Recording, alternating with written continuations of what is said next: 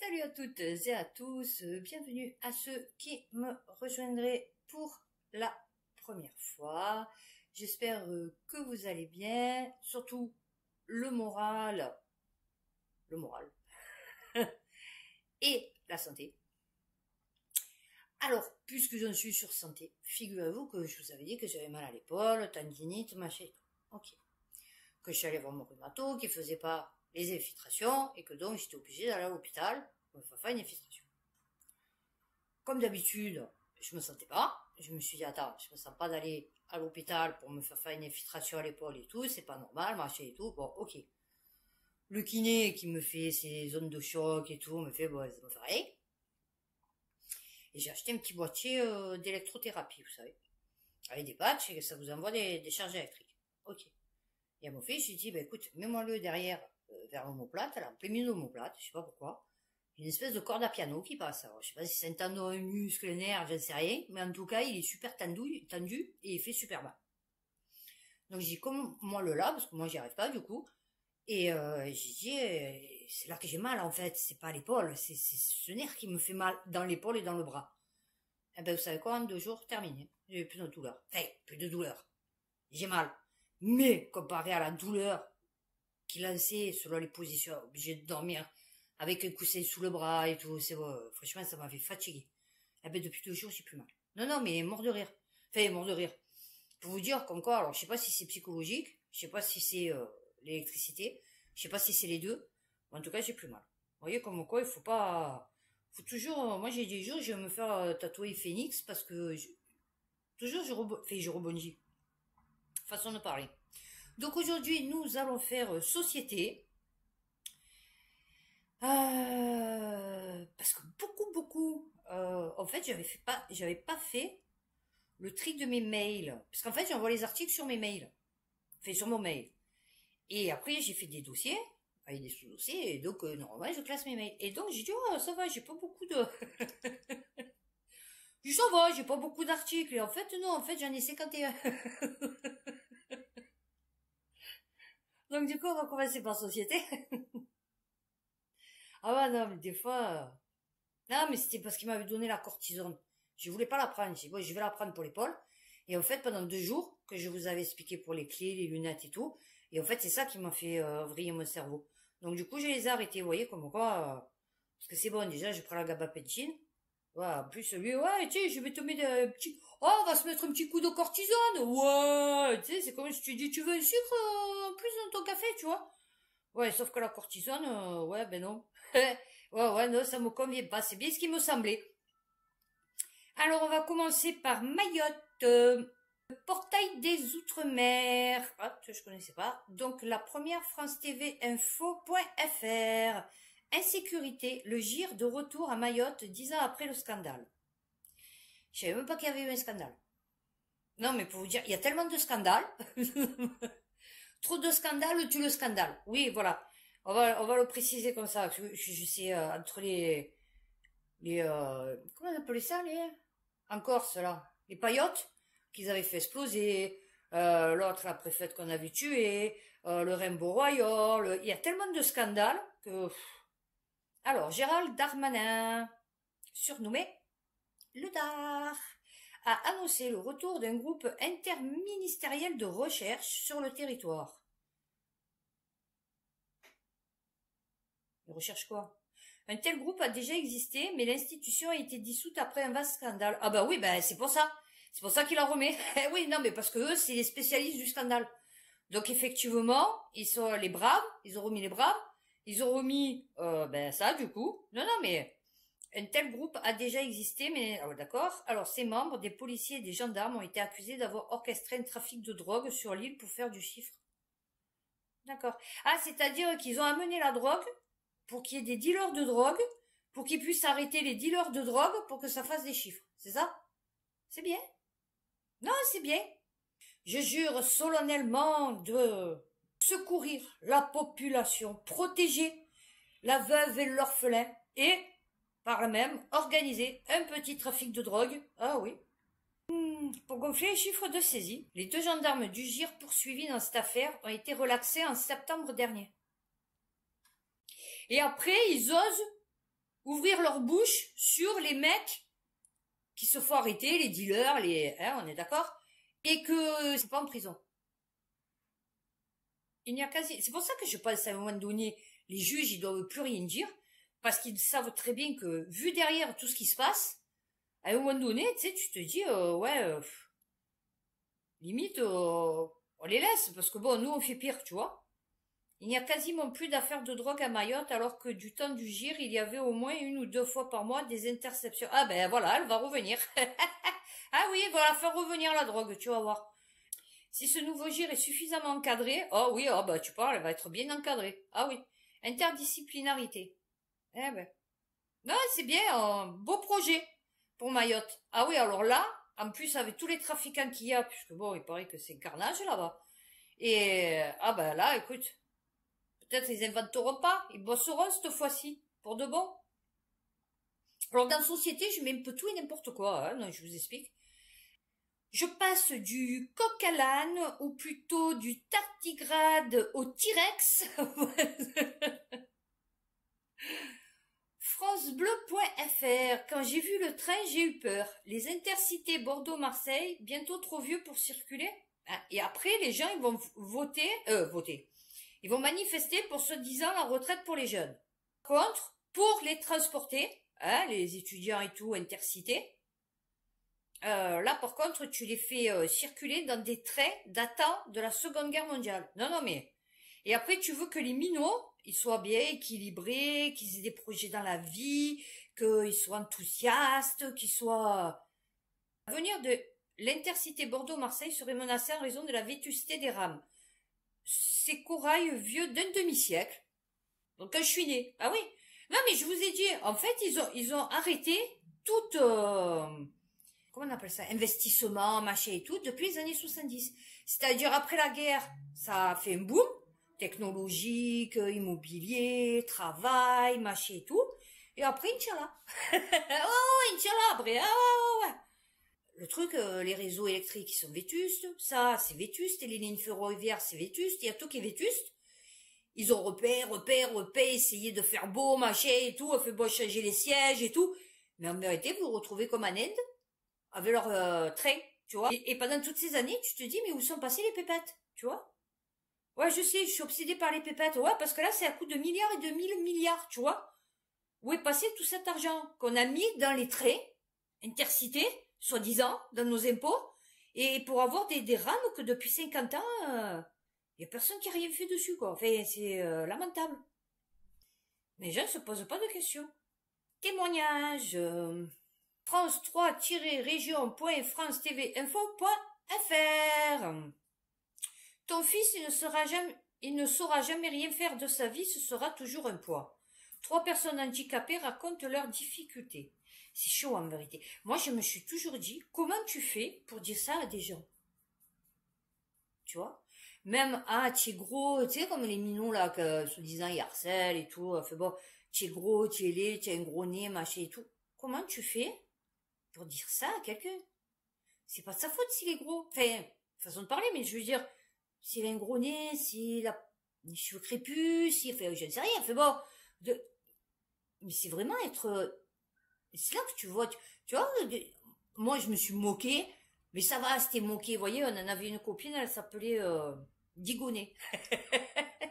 Et Digonet, elle était petite et elle était, on aurait dit un petit mec. Vous voyez, plus ses parents armés et tout, vous voyez, on aurait dit scout, vous voyez, et on rigolait, mais c'était gentil, on chantait Digonet Café.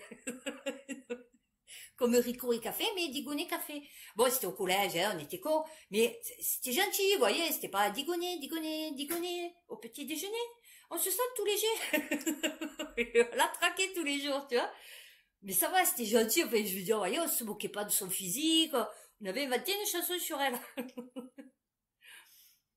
Mais je sais que, par exemple, moi j'étais à une école privée, il y avait une blague, et ben, il paraît ils faisaient des réflexions racistes. Moi, je peux pas dire, ouais, tes cheveux, ou on dirait un singe, ou... D'où ça te traverse l'esprit, tu vois. Faut vraiment être dégueulasse à l'intérieur, tu vois. Alors, accès aux droits pour tous. Oh oui, bah alors là, tu es dans la merde, hein. De sclérose en plaques. Eh ouais, et ça, non? Oh, la sclérose en plaques. Il y en a plein qui l'ont en vérité. Hein. C'est une maladie qui vous empêche de vivre comme monsieur tout le monde. Ouais, ben un peu comme toutes les maladies, mon chéri. Oui, non, mais d'accord. Moi, je vois la copine de ma mère, elle a 90 ans et quelques. Elle a la polyarthrite rhumatoïde. Ouais, je peux te dire qu'elle déguste aussi. Hein. Parce qu'elle a les mains, elles sont comme ça. Elle arrive plus à se servir de ses mains. Ses pieds, ça fait 2 fois qu'elle se fait opérer, je sais pas quoi, parce qu'elle a les pieds aussi, ils sont comme ça. Non, non, moi je t'explique. Hein. Mais c'est dégueulasse en vérité les gens qui disent ça. Moi j'ai toujours dit à mes enfants que quand il y a quelqu'un qui se moque de vous, vous le regardez comme ça.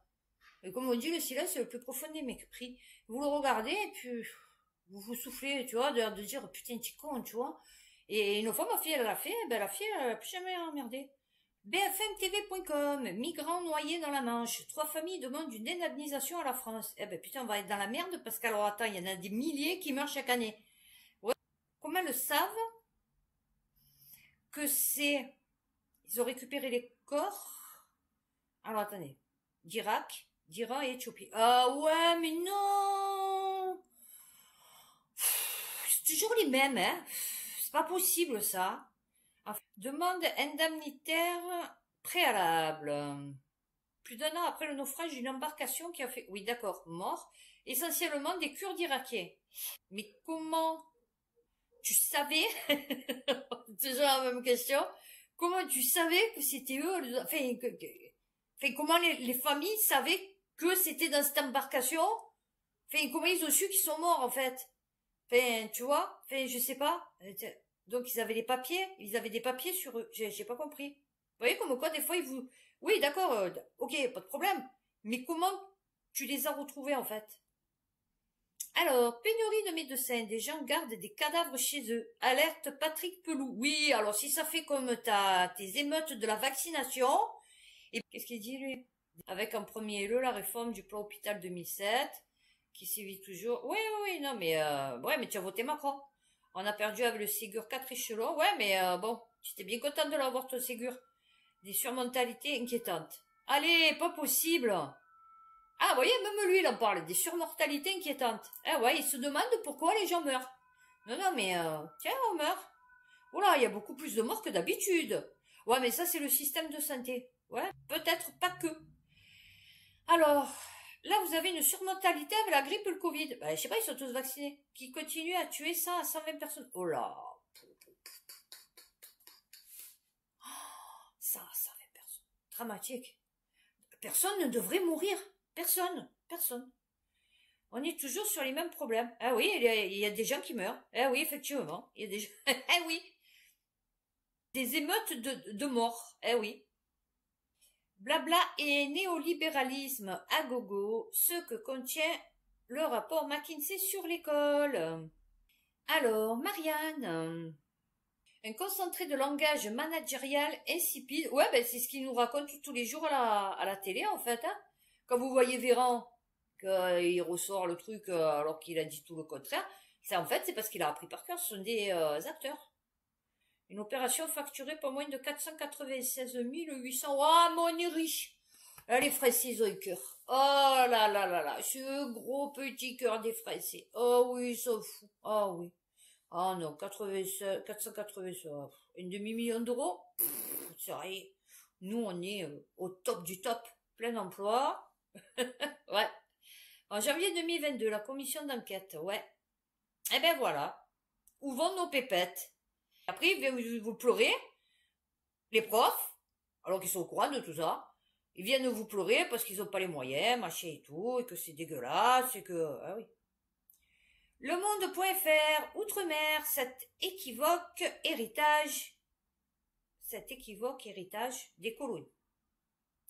La notion d'outre-mer, préférée à partir des années 19 à celle de colonie, dérive d'un imaginaire de conquête forgé dans l'Europe chrétienne médiévale, mettant inévitablement au centre la métropole. Cet euphémisme peine à gommer la domination qu'il perpétue. Or, l'outre-mer est indissociablement lié à la colonisation. Bon, le mec, il s'est fait une délire à remonter à la racine au carré du truc. D'accord. Ouais, bon, après, ça me dérange pas, hein. Moi, franchement, comme on disait les territoires d'outre-mer, ou qu'on dise directement la Guadeloupe, la Martinique, comme on dirait la Corse, quoi. Enfin, je veux dire, vous voyez, Et chez moi, ça me perturbe pas plus que ça, hein. Je crois qu'il y a des sujets plus importants à gérer, tu vois. Alors, Europe1.fr, pénurie de médecins, la solution proposée par le président de SOS Médecins. Alors, que les SOS Médecins, je crois qu'ils interviennent plus à Marseille, ou je sais plus où, à Marignane, je ne sais rien, enfin bon. Pour soulager les médecins généralistes, pour la plupart submergés par la quantité de travail. Oh oui, oh là là. Moi, je vois le mien. Putain, il brûle rien. Ouais, non, il brûle rien. Oh, j'y vais, je suis toujours la seule à attendre. Ça, c'est un peu comme mon rhumatologue. Il n'y a pas de personne avec moi pour le même rhumatologue. Il n'y a jamais la queue. Tu prends rendez-vous 2 jours après, tu as le rendez-vous. Non, non, mais c'est des trucs de fou. On dirait qu'il n'y a personne qui va chez lui, quoi. Pour soulager les médecins. Alors, Jean-Christophe Masseron propose une solution dans l'émission La France bouge. Ah ouais, d'accord. Selon lui, l'une des pistes à explorer serait la collaboration entre professionnels de santé. C'est-à-dire... Alors, pense à une collaboration avec les infirmiers. Ah oui, ben femme de ménage, je t'ai dit. Lorsqu'un enfant a le nez qui coule et qu'il n'a pas de fièvre, on n'a pas obligatoirement la nécessité de le montrer à un médecin tout de suite. Ben ouais.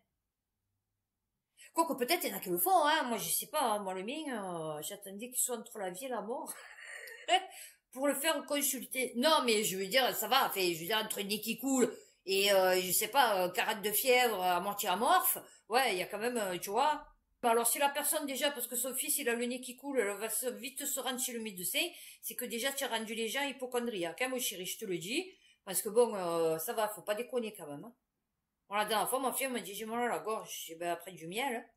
Elle m'a dit ouais mais j'ai mal à la gorge, j'ai dit ben après du miel. Hein. Si ils se disent, eh ben, au bout de 48 heures, elle avait plus mal à la gorge, ben voilà, hein, ça va, elle toussait un peu, c'est bon, du moment que ça tombe pas sur les branches, après ça va, hein, faut pas non plus... Valeur actuelle. Je ne me suis jamais senti aussi courageux. De Dionée s'explique sur sa demande de pardon. Alors, notamment aborder les nombreuses réactions positives à ses excuses. Ouais, moi j'y crois pas trop. Hein. Moi je crois qu'il est en train de nous préparer le truc. Parce que je sais pas, d'après ce que j'ai compris, il refait des spectacles. Parce qu'il était interdit, ouais d'accord. Mais je sais pas, il me semble que je l'ai vu un spectacle. Quand il a fait ce truc-là, il y a Lalanne qui est venue, c'était lors d'un spectacle. C'était pas, je pense pas que c'était à la campagne, enfin en plein air. Là, j'ai vu ces derniers sketchs. Ouais, ça va, ils sont rigolos. Mais après, bon, c'est du vu, revu, tout ce qui, moi, je sais que je les connais tous ça, je les ai tous vus. C'est spectacles, je les ai tous en disque dur. Franchement, c'est vrai quoi, c'est du vu, revu, survu quoi. Donc du coup, ça me fait plus trop rire. Ça me fait rire parce que bon, voilà, des fois c'est rigolo, mais... Alors, 20minutes.fr. Bruit, c'est tellement saoulant dans les restaurants que souvent nous écourtons la soirée. Donc en fait, les mecs ils sortent. Et en fait, il faudrait fermer ta gueule. C'est-à-dire, tu sors, mais tu parles pas. Parce qu'ils devaient ça c'est un peu comme les profs quand c'était en distanciel. C'était mieux. Là, c'est pareil. Là, c'était mieux quand les gens, ils avaient le masque. Vous savez, parce que pas plus de deux à table. Comme ça, il n'y avait pas de... C'était silencieux, vous voyez. Et ben là, c'est pareil. Là, maintenant, ils commencent à dire, oh là là, il y a trop de bruit. Alors, tu n'as plus le droit de fumer. Maintenant, tu vas plus avoir le droit de parler. D'accord. Bruit provenant des toilettes. Ouais, mais ça, c'est quand tu es à côté de la porte, hein, parce que, franchement, la musique. Ouais, d'accord. Alors, attendez. La circulation dans la rue à l'extérieur de l'établissement. Périph? Je sais pas. What the fuck? Comment tu dis? Après, ça dépend. Si c'est l'été, comment tu veux faire? Ah, c'est-à-dire que là aussi, il faudrait plus qu'il y ait de circulation. C'est-à-dire, tu parles plus, tu circules plus, parce qu'il y a des trous du cul qui veulent aller manger au restaurant sans bruit, sans tabac, sans nuisance sonore, sans peut-être bientôt femmes, enfants, je ne sais rien, vieux, handicapés. Non, mais... Et qu'on vienne de parler à voix basse. Ouais, voilà, c'est ça. Bon, après, c'est sûr que tu vas pas gueuler au restaurant. Moi, je parle doucement. Hein. Enfin, doucement, tout est relatif. Mais disons que je parle moins fort. Après, c'est sûr que s'il y a du bruit, tu es obligé de lever la voix, parce que comment tu fais sinon? Comme les trois quarts, ils savent pas lire sur les lèvres, moi, ça va. M'en sort un peu. Mais bon. Complot, refus de la théorie. Ouais, mais chérie, c'est une théorie. Ah ouais, on peut la réfuter. Ah oui? Alors, les jeunes doutent de la vérité scientifique. Ben non, puisque c'est une théorie. Le jour où tout le monde sera OK, puisque pas tout le monde est OK, puisque la théorie de l'évolution, c'est Darwin, il a repris la théorie de son père, et Darwin, c'était juste un botaniste, c'est tout, de l'époque, d'accord? Donc, aucun rapport avec maintenant la génétique et tout, enfin bon. Non, mais nous, on aime bien prendre des trucs du Moyen-Âge, donc bon. Alors, c'est particulièrement le cas des jeunes musulmans. Oh, des théoriciens du complot, 71% d'entre eux réfutant, par exemple, la théorie de l'évolution. Ben oui, bien sûr, puisqu'ils sont croyants. Moi, je la réfute aussi, la théorie de l'évolution, puisque je suis croyante. Donc, effectivement, mais c'est pas parce que chacun est libre de penser ce qu'il veut, en fait. Moi, pour moi, mon ancêtre n'était pas un primate. Moi, je suis un être supérieur, doué d'intelligence, qui m'ont permis de transformer des matières premières, peut-être la seule espèce sur la Terre à le faire. Il y a des oiseaux, des singes qui se servent de paille, de machin. Oui, d'accord, mais fait, ils sont pas capables de construire une voiture. Oh, ok. Ni un four. Allez. Moi, personnellement, je réfute totalement la théorie de l'évolution. Bien sûr. Oui, oui, oui, non, mais il n'y a pas de souci. 71% d'entre eux, des musulmans. Ouais, et les juifs, combien? Non, combien ils sont? Bon, les chrétiens, peut-être un peu moins parce qu'il n'y en a plus. Alors, ben oui, parce qu'à ce moment, les gens, il faut qu'ils... De toute façon, les gens, il faut toujours qu'ils croient en quelque chose. Donc, si tu crois pas scientifique, tu es croyant. Si tu n'es pas croyant, tu vas croire à l'eau, aux arbres, à une puissance supérieure, les itis, ce que tu veux. Si ça te permet d'avancer, de continuer ta vie pas trop dégueulasse, bon, pourquoi pas. Les jeunes d'aujourd'hui refusent de croire aux vérités qu'on leur assène. Non? Eh ouais, tu leur assènes. Eh ouais, tu n'arrives pas à les lobotomiser. Putain, c'est quoi cette religion, hein? Pour un jeune sur 5, les Américains ne sont pas allés sur la Lune. Il n'y a pas que les jeunes.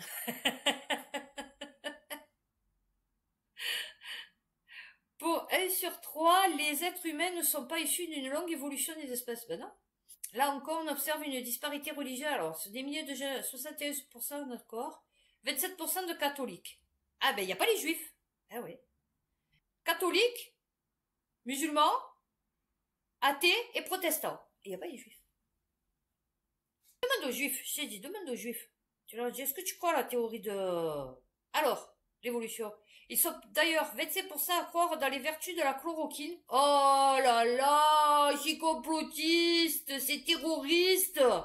Sur le Covid, oh mon Dieu, plus de... secte. L'autre là, celle qu'on dirait un mec, fait qu'il ressemble à rien. Plus de 30% soupçonnaient les vaccins ARN messagers de générer des protéines toxiques dans les organes vitaux causant des dommages irréversibles. Non, pas du tout, mais non.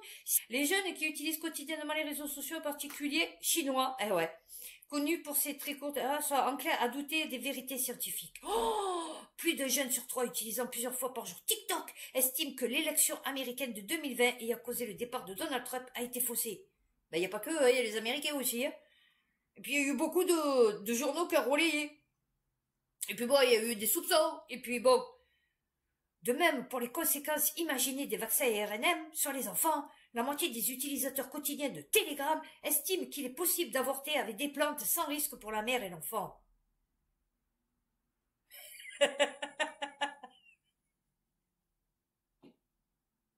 Si tu avortes, il y a un risque pour l'enfant, chérie. Non, mais je t'explique. Comment tu peux... Non, attends, comment tu peux écrire ça? Est-ce que tu l'as relu ta phrase? La moitié des utilisateurs quotidiens de Telegram estiment qu'il est possible d'avorter. Quand tu avortes, ton enfant, il n'est pas viable. C'est pas fait pour qu'il soit viable, puisque tu l'avortes, d'accord? Donc, si que tu veux pas le garder, en fait, d'accord? Donc, tu le tues. On est bien d'accord. Sinon, tu vas à terme et tu l'abandonnes. Tu as vu? Bon, donc du coup, si tu l'avortes, c'est que tu mets fin à 6 jours. Ok. Pour certains, il vit pas. Mais bon, pour moi, il vit. Donc, sans risque pour la mère et l'enfant. D'accord. Bon, on va s'arrêter là. Non, mais parce qu'il nous faut que vous ayez fini avec ça. C'est bon. Là, vous avez tout fini. Ah oui, non, mais ce qu'il faut lire. Et on va finir, tiens, par celui-là, parce que là c'est rigolo. Enfin c'est rigolo, non c'est pas rigolo. Alors, leparisien.fr, ces gardiens d'immeubles assermentés peuvent mettre des PV aux locataires. Ça calme les ardeurs, ça dépend les locataires. Alors, moi je t'explique. Ici, peut-être, dans mon immeuble, quoique ça ait un peu changé, là je vais me choper. Alors, au-dessus de moi, j'avais expliqué qu'il y a 2 ans, 3 ans, il y avait le voisin, il était parti, c'est un clando, il était parti au bled, il avait laissé son chien, il fait la sécurité. Et le mec qui, soi-disant, venait s'occuper de son chien, ne le sortait pas, et donc le chien il faisait pipi sur le balcon, il y a la subverse, vous savez, le petit bicou là, mais c'est fait que quand il pleut, pour pas que le balcon il soit inondé, c'est pas fait pour nettoyer, c'est pas fait pour faire pipi à un chien, ok. Et donc ça coulait sur ma bâche, et donc ça coulait sur mon balcon. Ce qui m'a rangé ma barrière, parce qu'à mon avis, ça devait faire un moment qu'il le faisait ce truc. Moi, j'avais pas capté à la base. Donc je suis allée le choper. Bon, j'ai dit, il faut arrêter, il comprenait pas, j'ai eu l'autre. Et l'autre, depuis, il me fait le gentil. Ok, là, il est en train de déménager, je sais pas ce qu'il fait. Et le mec, il a laissé son chien à un mec qui s'en occupe. Et en fait, le mec, il lui fait faire pipi et caca à côté de mon scooter. Parce que j'ai garé mon scooter à côté des espèces de jardinières, vous savez, contre le mur. C'est les jardinières de l'immeuble, quoi, vous voyez. Bon, d'accord, elles sont dégueulasses. D'accord, il n'y a pas une plante, il n'y a rien. Mais fait, c'est pas l'endroit pour faire un pipi et caca à ton chien. Donc, du coup, maintenant, il fait faire. Là, la dernière fois, je l'ai vu, j'ai pas eu le temps, parce qu'il est parti. Et chaque fois qu'il promène le chien, il regarde, vous savez, au balcon pour voir si on le regarde. Donc, il sait qu'il fait un truc qu'il faut pas qu'il fasse. Mais il le fait quand même. Tu vois, bon, c'est un clando encore. Donc, je vais le choper, ou lui, ou le propriétaire du chien, parce que du coup, je sais qui c'est maintenant. Donc, puisqu'il me fait le gentil, chaque fois je vais aller te le choper, je vais lui dire que les jardinières, c'est pas fait, et ça s'est dégradé. Donc, mais c'est encore correct. Je veux dire, je sais que si je veux le choper, il va pas me faire le reflet, le mignon. Ok. Mais selon les bâtiments, tu vas, tu dis, ouais, oula, tu as laissé ta poubelle, là, 50 euros. Tu vas voir l'amende où elle finit. Moi, je te le dis. Eh ouais, mais c'est des... c'est des cochocodermes. Eh ouais. Oscar Alagbe a été assermenté. Il est content, il a son petit... il a le petit badge et la petite carte avec bleu, blanc, rouge. Oh, il s'est cru blanc. Eh ouais, non, mon chéri. Tu vas te faire frapper. Eh oui. Tu vas voir comme le métier va vite... là aussi, il va être métier en tension. Tu vois, il n'y a plus personne qui va vouloir le faire. Non, c'est bien. Non, non, c'est bien. Magnifique. Maintenant, ils déchargent. Comme ils n'arrivent plus à gérer le truc, donc ils essayent de décharger, de décentraliser, en fait. Et en fait, c'est tu te démerdes. On te file un petit truc bleu, blanc, rouge. On te dit, ouais, c'est bon, tu peux y aller. Et en fait, tu vas te faire éclater pour eux. Ouais, non, non, c'est bien, ouais.